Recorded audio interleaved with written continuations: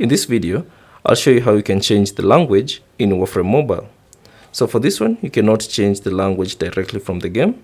So if you want to change the language, all you have to do is change the system language for your device. So all you have to do is access your device language settings. So go to settings and then find the language settings on your device. And then change the language, or rather choose the language that you'd like to use on your game. So let's say, for instance, Spanish. I can select that. And then once you have done changing the language on your device, all you have to do is launch Warframe again, and the changes will be applied. So as you can see, the changes have been applied. So let's just give it a second for it to see if it has applied in-game. So let me launch the game.